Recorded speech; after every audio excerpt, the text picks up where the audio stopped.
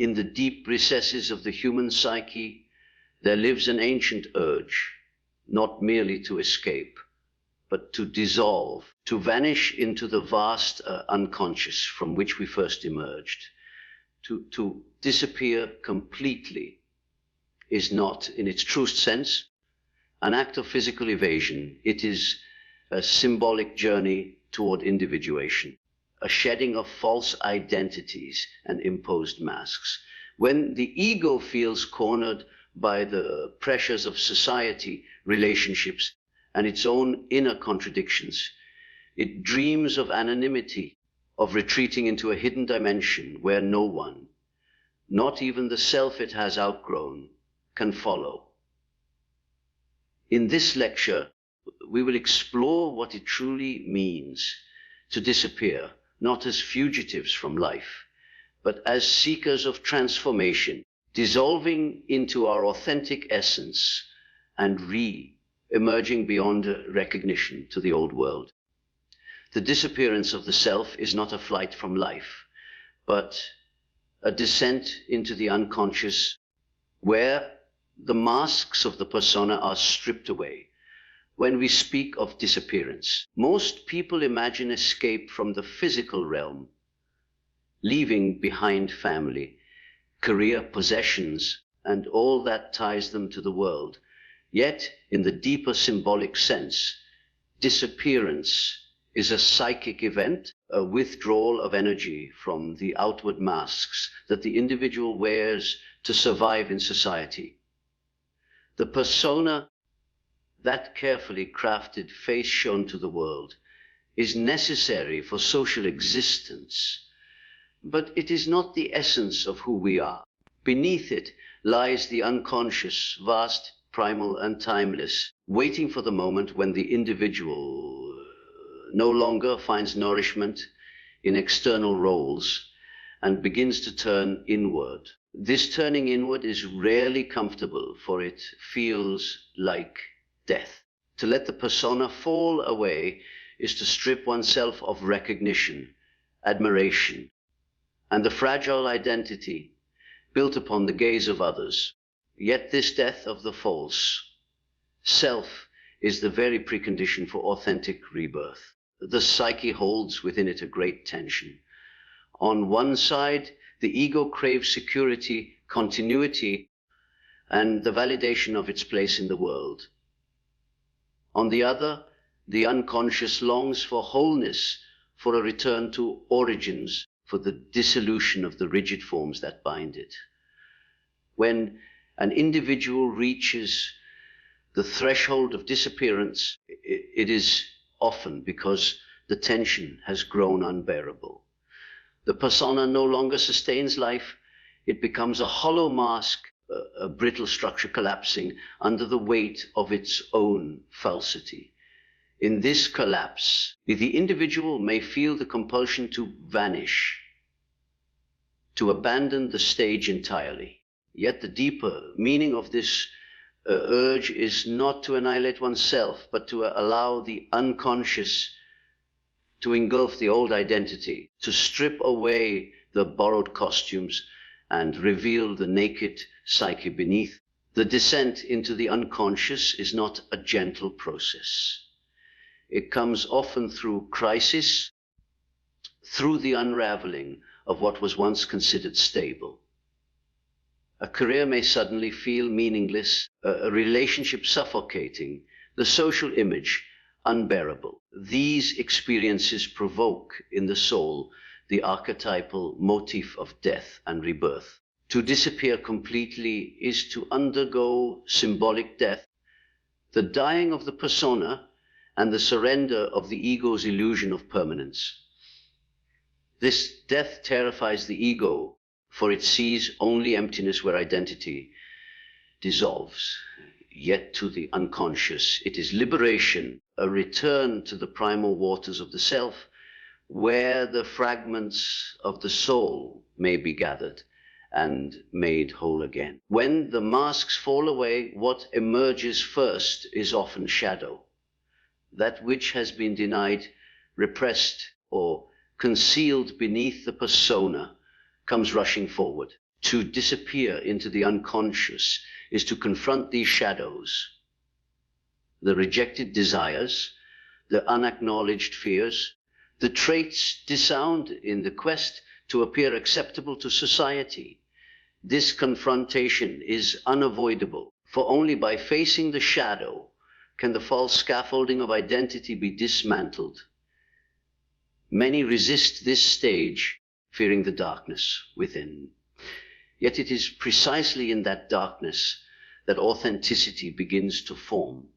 The shadow, once integrated, no longer binds in secrecy, but enriches the totality of the self.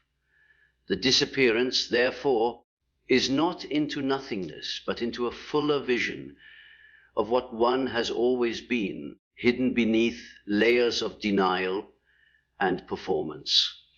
This descent cannot be achieved through external evasion. One may travel to distant lands, change names, abandon possessions, but if the inner persona remains intact, the disappearance is incomplete. True vanishing requires a surrender of attachment to the roles one plays, the recognition that the persona is only a mask and not the eternal essence. To disappear completely is to loosen the grip of the ego's need to be seen, admired, and acknowledged. It is to step away from the compulsive need for recognition and embrace anonymity not as punishment, but as freedom. The unconscious does not concern itself with applause. It is vast, timeless, indifferent to human status. In dissolving into it, one discovers a deeper reality than the fleeting validations of the external world.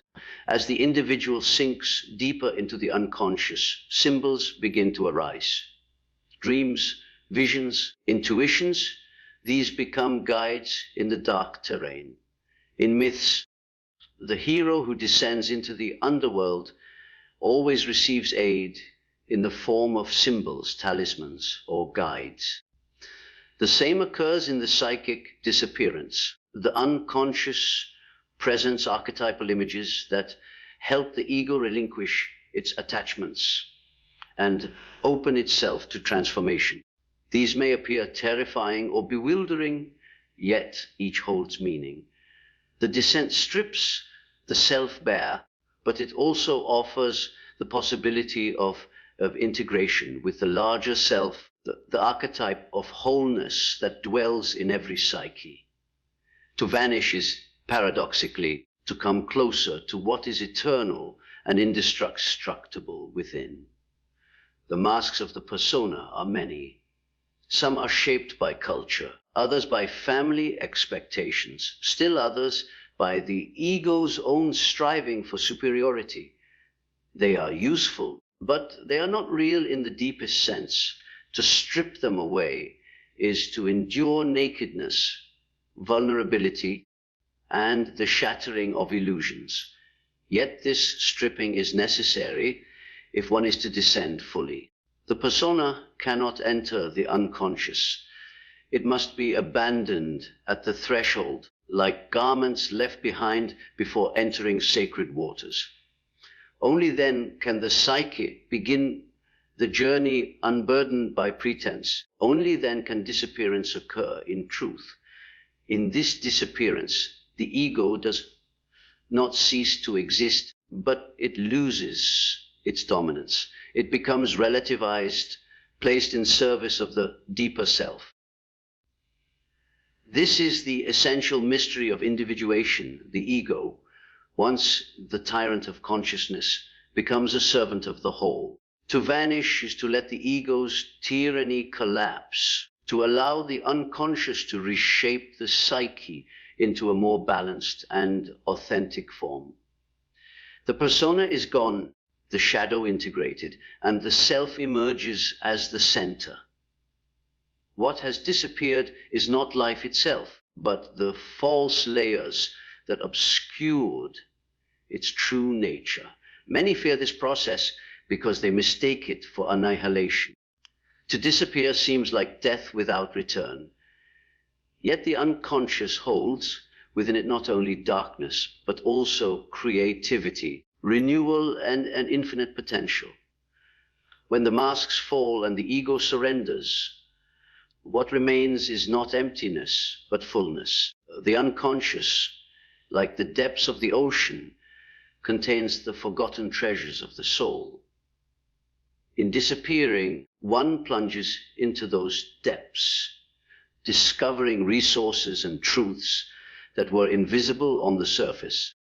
The individual who undergoes this descent is never the same, for they have been stripped of illusion and initiated into authenticity. The disappearance of the self is therefore not a cowardly retreat from existence, but a courageous descent into the unknown. It demands that one endure the death of old identities, the confrontation with shadow, the surrender of ego, and the stripping away of masks. It is not a flight from life, but a deeper immersion into its mysteries. It is the willingness to be dissolved in order to be made whole. This disappearance cannot be measured by outward eyes, for it occurs in the silent depths of the psyche, unseen and profound. It is a vanishing that leads not to absence, but to transformation. To vanish without a trace is to let the old identity die, creating space for transformation and the emergence of the true self. Identity, as the ego constructs it, is always provisional, fragile, and incomplete. It is shaped by memory, family expectations, social conventions, and the inner stories we tell ourselves in order to feel consistent. Yet beneath this fragile structure lies something deeper. The self, the totality of the psyche, both conscious and unconscious, the eternal root from which personality sprouts. When the urge to disappear arises, it is often the unconscious pressing against the rigid walls of identity, demanding the death of what no longer serves life. To vanish is not merely to erase oneself from the view of others, but to enact a symbolic death of those inner constructs that bind the soul to repetition. Only through such death can transformation occur, for new life requires the soil of dissolution. The old identity clings desperately to its continuity. The ego resists change with every ounce of its will, for it equates transformation with annihilation. It fears that if it lets go of its roles, its narratives, its carefully curated image, nothing will remain. But the psyche is far vaster than the ego. The self contains all opposites, all potentials, all forgotten paths. To vanish without a trace is to surrender the ego's illusion of permanence, to allow the old identity to die in order that the self may emerge more fully. This dying is not accomplished in a single act, but in a series of inner surrenders, each stripping away a layer of falsehood, each relinquishing a mask that once felt indispensable. The pain of such surrender is real, for every identity feels like the very ground of existence, yet when it falls away, one discovers that life continues wider and deeper than before. The transformation that follows disappearance is akin to the alchemical process of dissolution. In alchemy, the old substance is dissolved into its prima materia, its raw essence, so that it may be recombined in purer form. The psyche undergoes a similar process when the old identity dies. The structures of thought and emotion that once governed consciousness are dissolved, returning to the unconscious where they originated. This dissolution feels like chaos, like the breaking apart of everything stable. The ego experiences it as loss, confusion, or emptiness. Yet this is the fertile chaos from which new order can be born. Without dissolution, there can be no true integration, only the endless repetition of old patterns. To vanish, then, is to willingly step into this chaos, trusting that in the depths of dissolution lies the seed of rebirth. In myths across cultures, the motif of death and rebirth recurs endlessly. The initiate must descend into darkness, lose all familiar forms, and undergo symbolic death before they can return transformed. Osiris is dismembered before he is reassembled. Inanna is stripped of her garments before she emerges from the underworld. Christ descends into death before resurrection. These myths echo the psychic truth that to vanish is to participate in the archetype of death and rebirth. The old identity is dismembered, stripped, crucified, or dissolved. In its place arises something new, something closer to wholeness. This is not the rebirth of the ego's former glory, but the emergence of a deeper self, one that integrates shadow, embraces paradox, and stands rooted in authenticity rather than performance. The space created by disappearance is crucial. When the old identity dies, there is a void, an emptiness where the familiar once resided. The ego fears this void and often rushes to fill it with new masks, new roles, new illusions. Yet the transformative potential lies precisely in allowing the void to remain unfilled for a time. The silence, the absence, the not knowing. These are the womb of the self. In that emptiness, the unconscious stirs, sending forth symbols, dreams, and intuitions that begin to shape the new identity in alignment with the deeper psyche. If the void is prematurely filled, transformation is aborted, and the new identity becomes merely another mask. True vanishing demands patience with the void, trust in the unconscious, and a willingness to remain unseen until the self emerges naturally.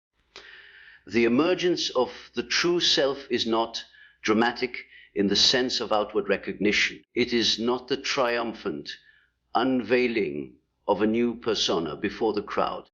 It is a quiet centering of the psyche around its authentic core. The individual who has vanished and emerged does not necessarily appear different to the world, but inwardly the axis has shifted. The ego is no longer the sole ruler of consciousness. It has been relativized, humbled, placed in service of the self. The individual feels more whole, less fragmented, more aligned within a truth. They are not free from struggle or shadow, but they carry an awareness of the larger self that transcends any temporary role. To live from this awareness is to embody transformation in every moment. To vanish without a trace is, in part, to release the need for external validation. The old identity thrives on being recognized, remembered, and affirmed by others. It seeks to leave marks upon the world, traces of its existence. Yet the true self does not require such traces, for it is rooted in eternity, beyond the fleeting judgments of history. In allowing the old identity to die without leaving traces, one surrenders the craving for immortality through external memory. One discovers instead the timelessness of the self, which needs no monument, no legacy, no applause. The individual who embraces this disappearance lives in freedom, unbound by the compulsion to prove themselves able simply to be. This death of identity is not without grief. To let the old self die is to mourn the stories, relationships, and ambitions that once defined existence. Grief is a natural part of transformation, for every ending carries sorrow. Yet grief itself is transformative. It opens the heart, deepens the soul, and prepares the psyche for new life. To grieve the old identity is to honor it, to acknowledge its role in carrying the individual thus far. But grief must give way to release, for only in letting go can the new be born. The ashes of the old self become the soil in which the self plants its seeds. The emergence of the true self is accompanied by a sense of inner coherence.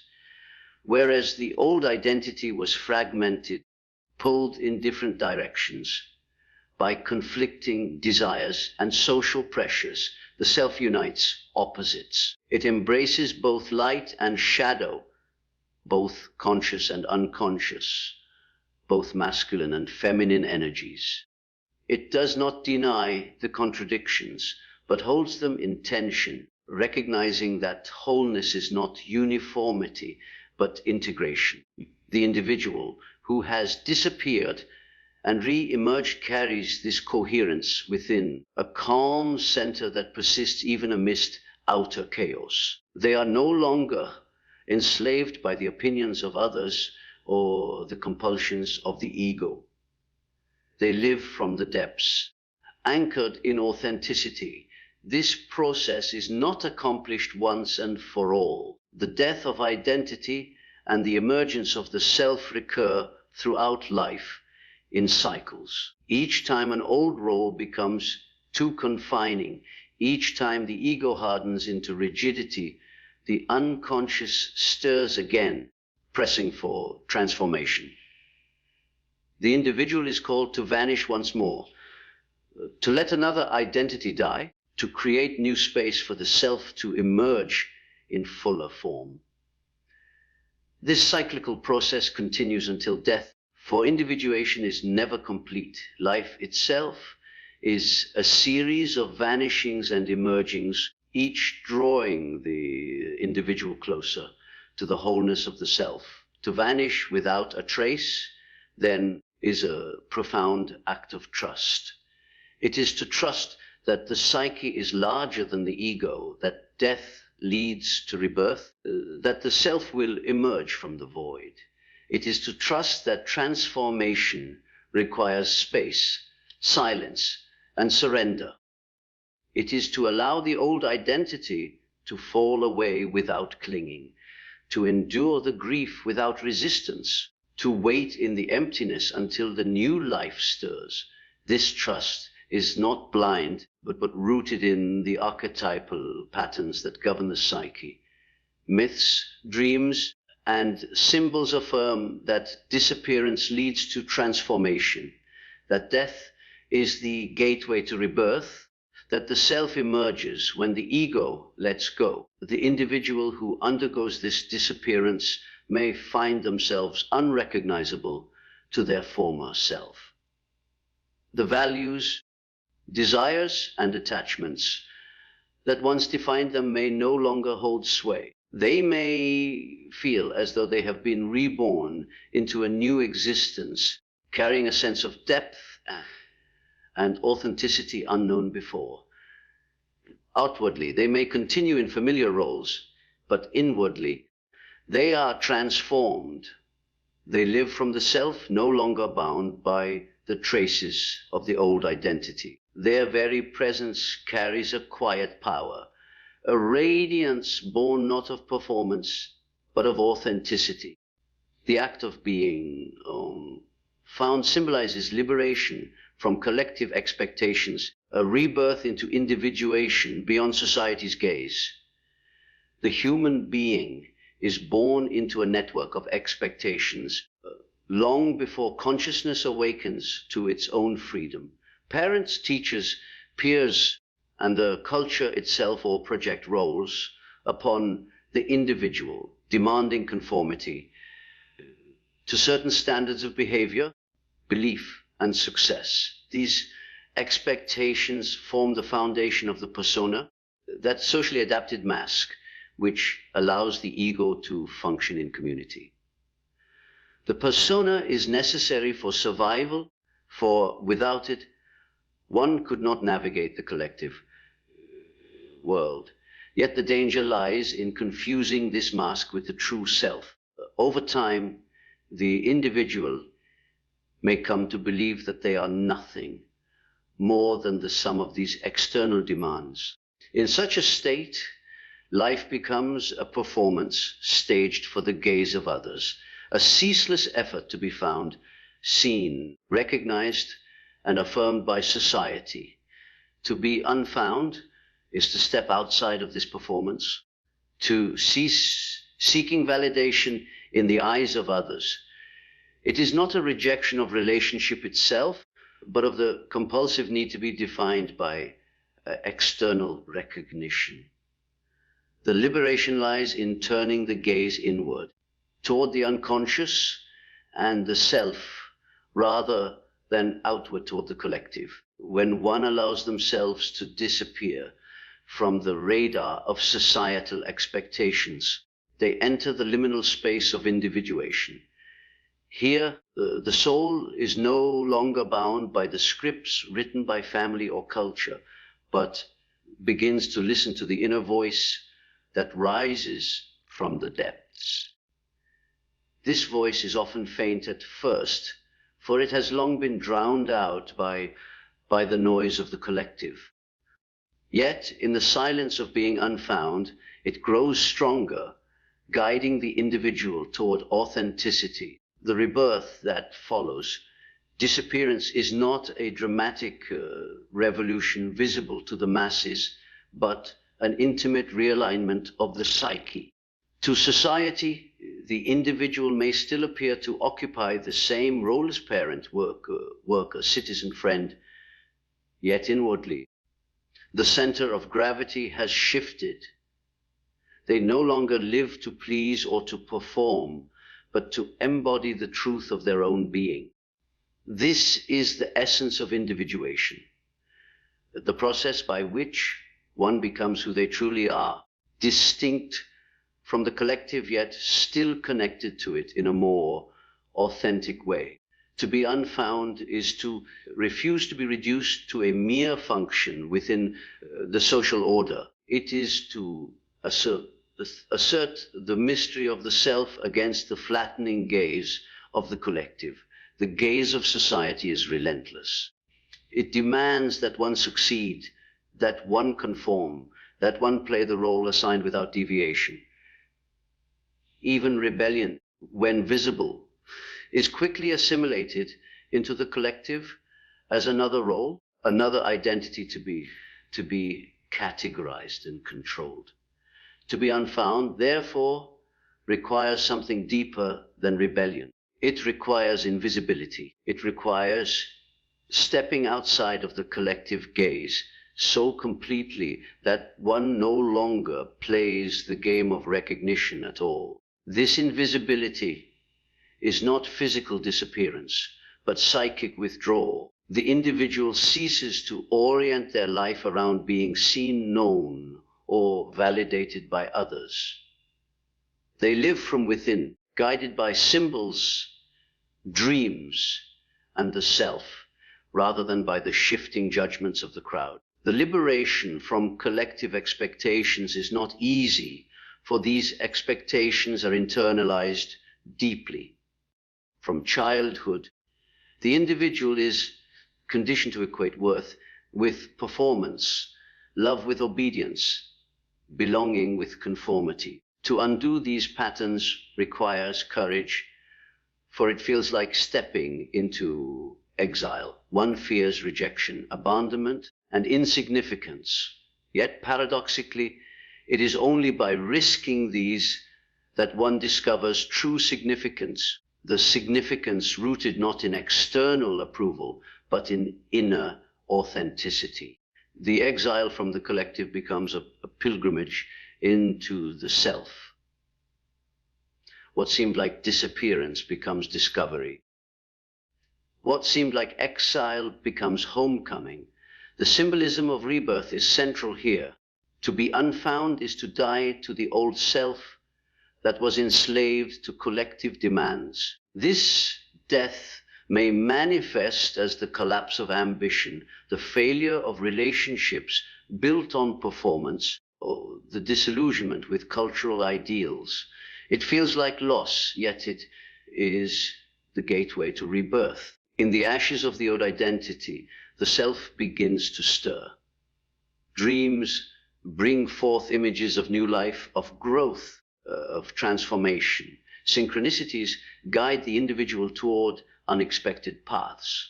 Slowly, the psyche reorganizes itself around the deeper center of the self, rather than the fragile constructs of the persona. The reborn individual is not more perfect, but more whole. They embody their light and their shadow, their strengths and their wounds, without needing to perform for recognition. The collective resists this kind of transformation.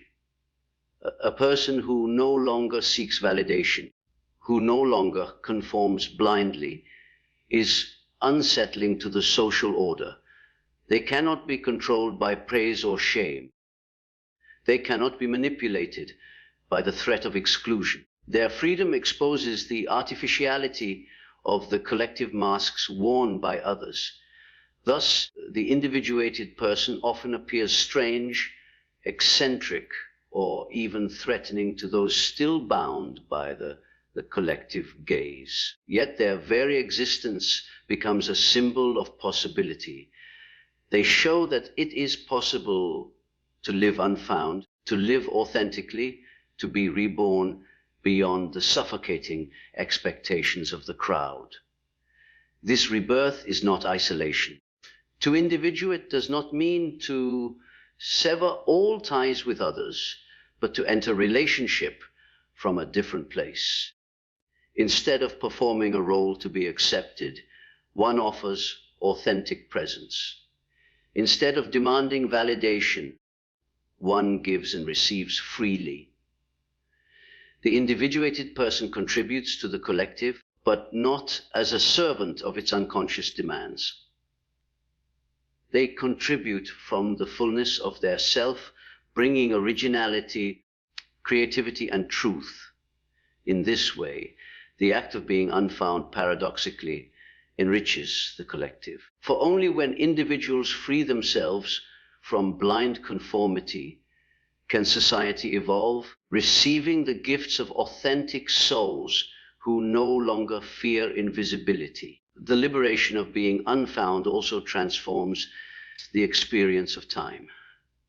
When bound by collective expectations, life feels like a race, a series of milestones to be reached, achievements to be displayed, legacies to be secured. To be unfound is to step out of this race, to experience time not as a line of progress, but as a depth of presence. The individuated person lives in kairos, the opportune moment, rather than in chronos, the ticking clock of achievement. Each moment becomes meaningful in itself, not as a step toward external recognition. This shift frees the soul from the anxiety of always needing to prove, to achieve, to leave a trace.